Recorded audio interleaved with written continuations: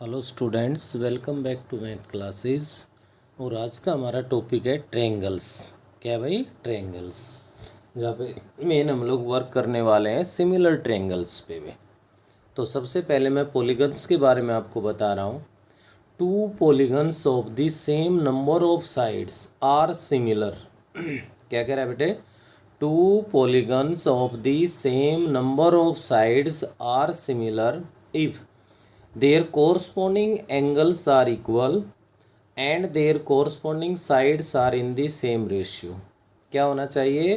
To polygons है वो हमारे पास क्या होंगे? सिमिलर होंगे अगर हमारे पास उनके कॉरस्पॉन्डिंग एंगल्स इक्वल हो और साथ ही साथ कॉरस्पॉन्डिंग साइड्स है वो किस में हो? सेम रेशियो में हो या प्रोपोर्शन हो। क्लियर है? उसके बाद आपकी एक्सरसाइज 6.1 आ जाती है। 6.1 की जो एक्सरसाइज है उसमें फर्स्ट क्वेश्चन में ये कह रहा है fill in the blanks all circles are congruent और सिमिलर। देखो, ऑल सर्कल्स है वो क्या होते हैं बेटे? सिमिलर होते हैं। कॉन्ग्रेंट तो वो होंगे जिनकी रेडियस सेम होगी। तो आप यहाँ पे लिखोगे all circles are a similar. Next आता है ऑल स्क्वायर्स आर सिमिलर और कॉन्ग्रेंट। अब कॉन्ग्रेंट तो तब होंगे जब साइड सेम होगी, और साइड डिफरेंट होते हुए भी ऑल स्क्वायर्स है वो कैसे हैं? सिमिलर होते हैं। तो यहाँ भी क्या आ जाएगा? सिमिलर आ जाएगा। नेक्स्ट कह रहा है all triangles are similar. All triangles are similar, आइसोस्केल और इक्विलेटरल। तो इक्विलेटरल ट्रायंगल्स है वो क्या होती है? सिमिलर ट्रायंगल होती है भाई। नेक्स्ट है two polygon of same number of sides are similar if their corresponding fill in the blanks are fill in the blanks and b their corresponding sides are proportional। अब sides के बारे में तो आ चुका है भाई, आगे साइड के बारे में आ चुका है। तो क्या आ जाएगा यहाँ पे? Angle are equal. ये कह रहा है कि आपके पास अगर कोरस्पॉन्डिंग एंगल इक्वल होंगे और उनकी साइड्स सेम रेशियो में होंगी तो वो क्या होंगे? सिमिलर होंगे भाई, जो स्टार्टिंग में आपको डेफिनेशन लिखवाई थी। नेक्स्ट आपका क्वेश्चन नंबर सेकंड ये कह रहा है give two example of similar figures. तो सिमिलर फिगर कह रहा है, आपकी मर्जी है, आप यहाँ पे ट्रायंगल बनाइए, आप यहाँ पे क्वाड्रिलेटरल बनाइए, आप यहाँ पे पेंटागन बनाइए या कोई भी पॉलीगन बनाइए। लेकिन ये कह रहा है कि टू एग्जाम्पल्स हमें वो देने हैं जो सिमिलर ट्रायंगल्स को रिप्रेजेंट करते हैं। तो आप देख पा रहे हो कि फर्स्ट हमारे पास ये ट्रायंगल बनी हुई है, सेकंड ये, इसकी साइड्स 3 3 3 है, इसकी साइड 2 2 2 है। इतना तो यहीं से क्लियर हो गया कि ये सिमिलर है। क्यों है भाई? इक्विलेटरल ट्रायंगल है। अभी रिजल्ट हमने रीड किया कि all equilateral triangles are a similar. तो ये तो क्लियर हो गया है। मैंने यहाँ साइड्स का रेशियो भी शो कर दिया। एंगल की बात होगी तो कोरस्पॉन्डिंग एंगल भी इक्वल है यहाँ। नेक्स्ट सेकंड डायग्राम मैंने क्वाड्रिलेटरल का बना दिया, और जहाँ पे आप देख पा रहे हो कि इसकी साइड्स 2 2 2 है, इसकी साइड 4 4 4 है, और साथ में इनके जो कोरस्पॉन्डिंग एंगल्स है वो भी क्या है भाई? इक्वल है हमारे पास।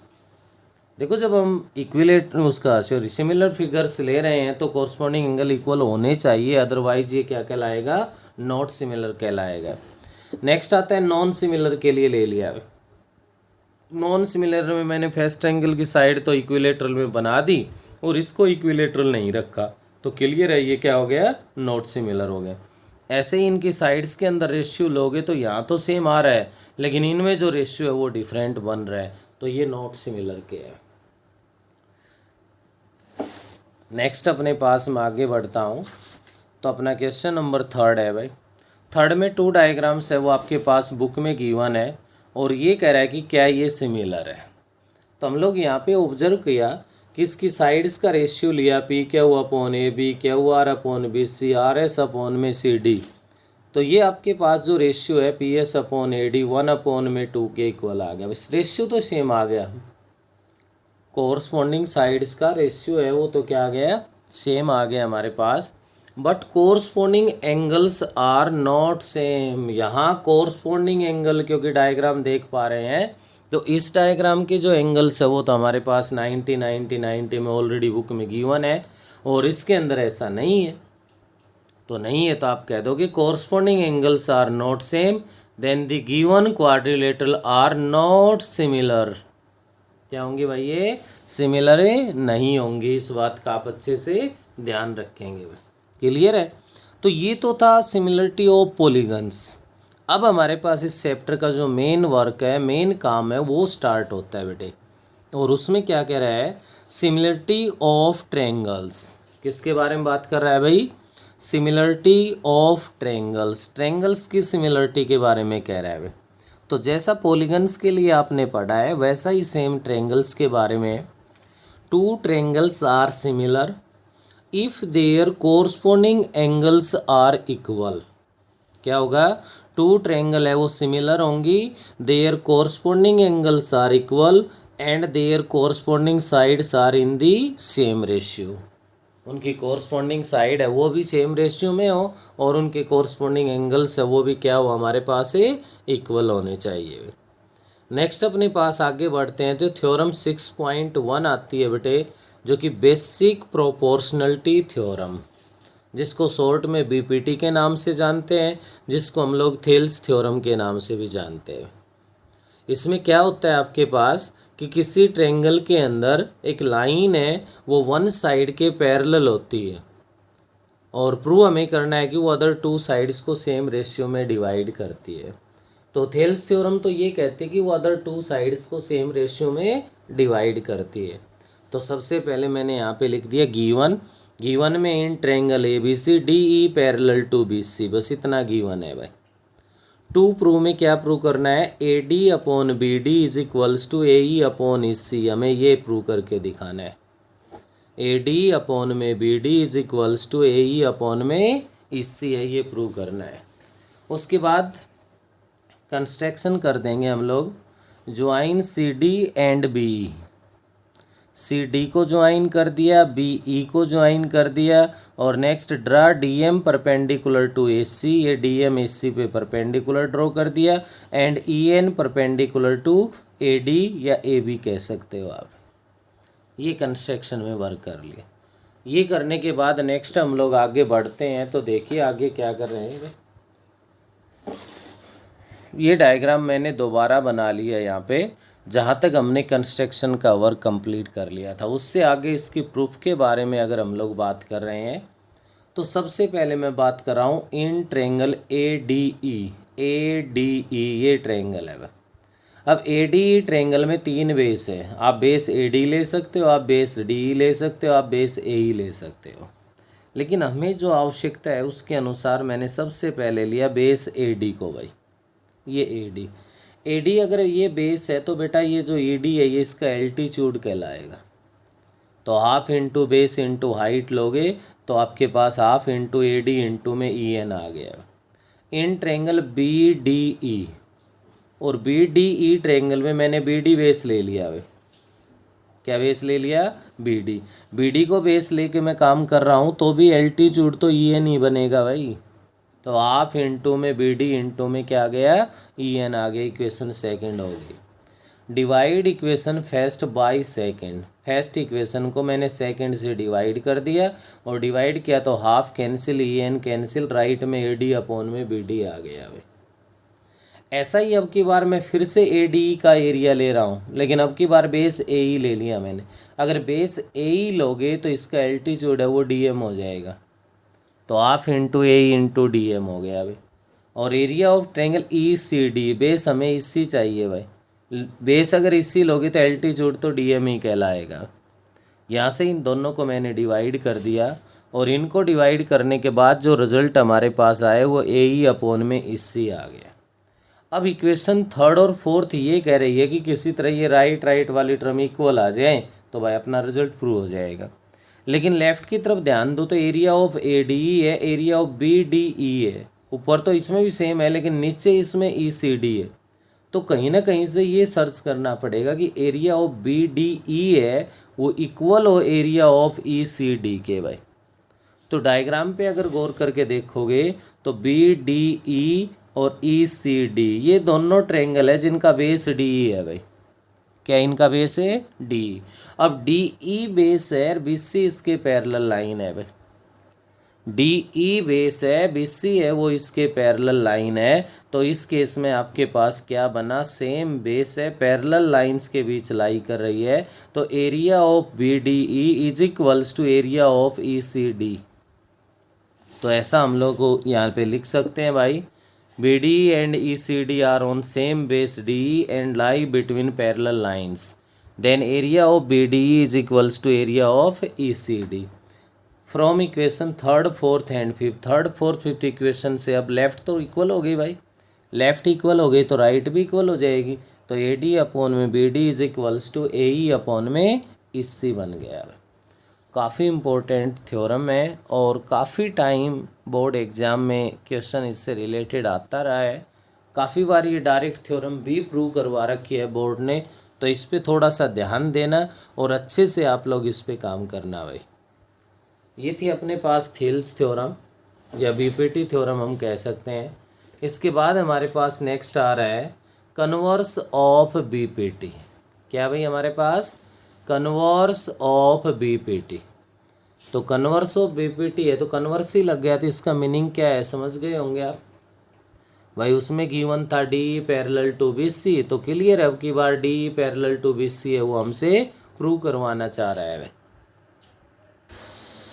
तो बेटे यहाँ से देखिए, अब कन्वर्स ऑफ बीपीटी में हमें प्रूव करके दिखाना है D E parallel to B C, और अब की बार गिवन क्या हो जाएगा जो आपने बीपीटी में प्रूव किया है, ए डी अपॉन में B D is equals to A E upon में ई सी, ये तो गिवन हो गया हमारे पास, और D E parallel to B C है ये हमें प्रूव करके दिखाना है।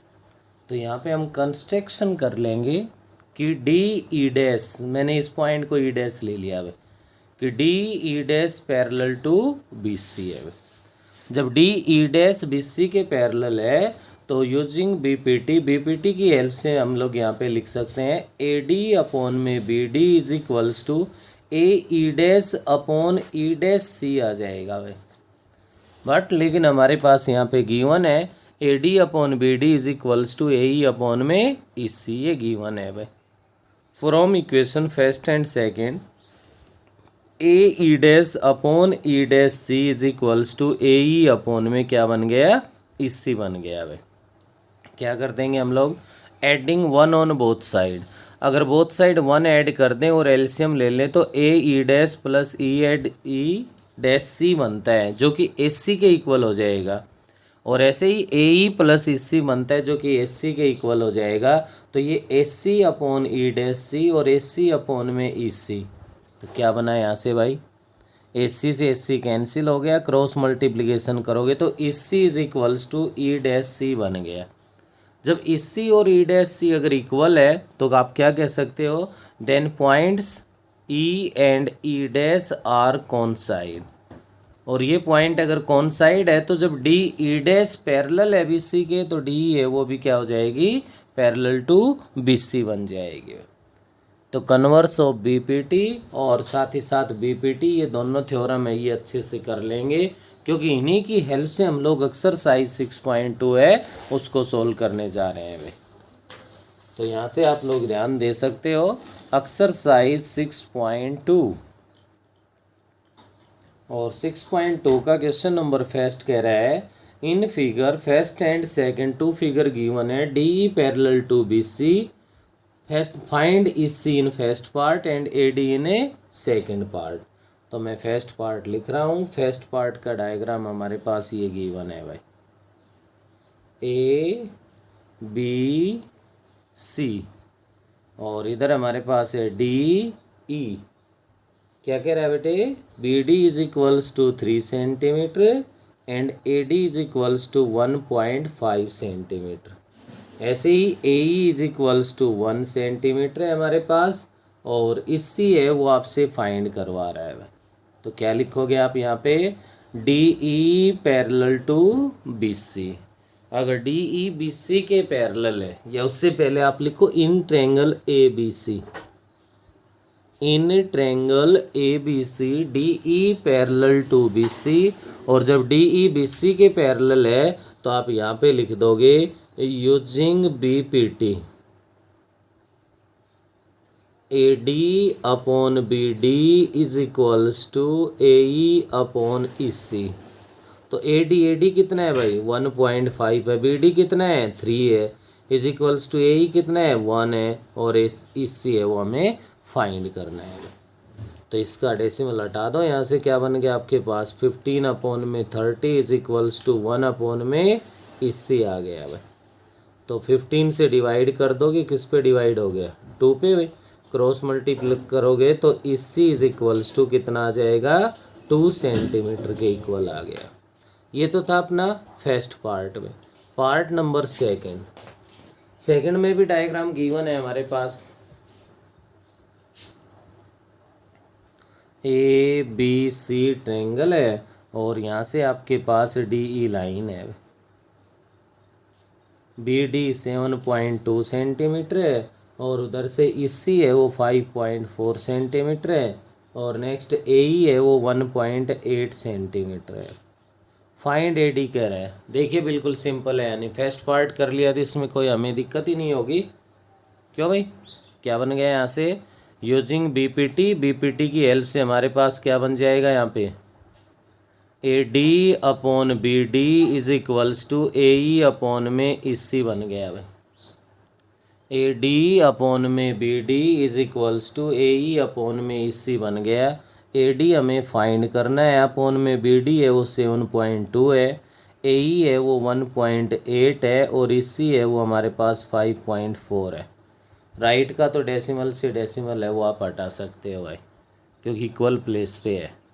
18 अपॉन में 54 इंटू 72 अपॉन 10, मैंने इसका भी डेसिमल है वो हटा दिया।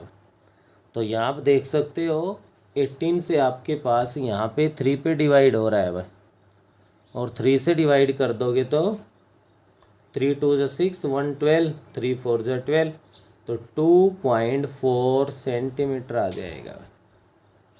ये आपका फर्स्ट क्वेश्चन कंप्लीट हो गया, जिसमें हमने किसका यूज़ किया है बीपीटी का यूज़ किया है।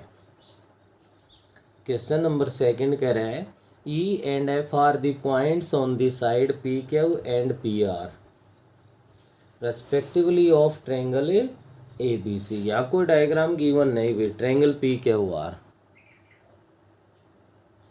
क्या कह रहा है भाई ई एंड एफ, ई तो पी क्यू पे है और एफ पी आर पे है, तो पी क्यू आर, तो यहाँ पे पी क्यू पे तो ई है और पी आर है उस पे हमारे पास एफ है।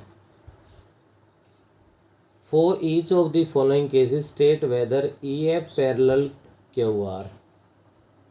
हमें ये बताना है यहाँ पे कि ई एफ है क्या वो पैरेलल है क्यू आर के, ये तो चेक करना है भाई, ये हमें बताना है।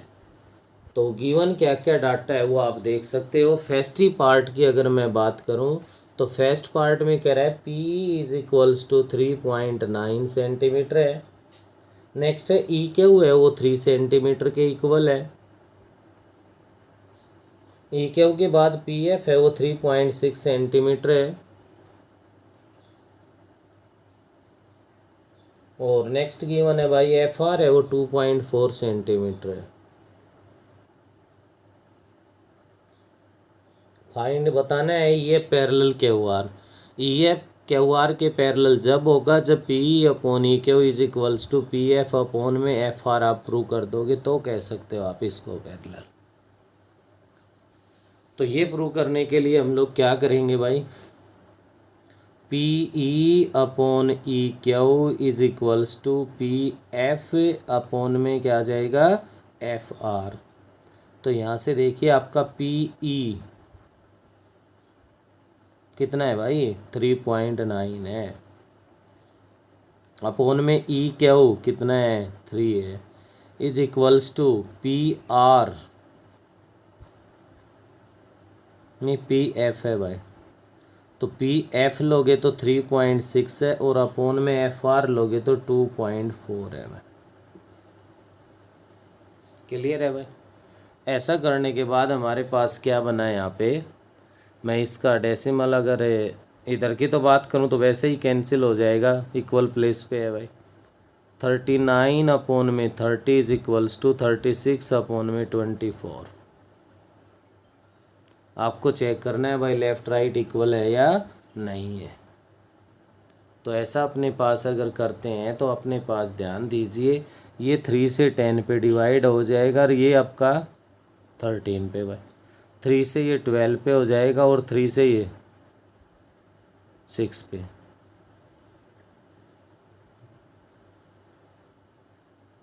थ्री से 12 पे, 3 से 8 पे हो गया भाई, 3 8 जा 24। और अब आप इसको 4 से 2 पे डिवाइड कर सकते हो और 4 से 3 पे। रिजल्ट बना 13/10 इज इक्वल्स टू क्या बना भाई यहाँ पे 3/2 बन गया। तो इसका मतलब है ये क्या नहीं है अपने पास है, इक्वल नहीं है। और ये रेशियो इक्वल नहीं है तो आप कह सकते हो और ये इक्वल नहीं है तो आप यहाँ पे कह सकते हो EF is not parallel to QR।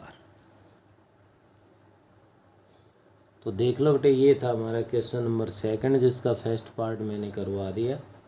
Second और थर्ड पार्ट में ऐसे ही रेशियो फाइंड करना है, अगर वो इक्वल आ जाएगी तो वहाँ आप लोग बोल दोगे EF पैरेलल है किसके, QR के, और इक्वल ना आए तो वो फिर हमारे पास पैरेलल नहीं है, फिर आप नोट में उसका आंसर देंगे।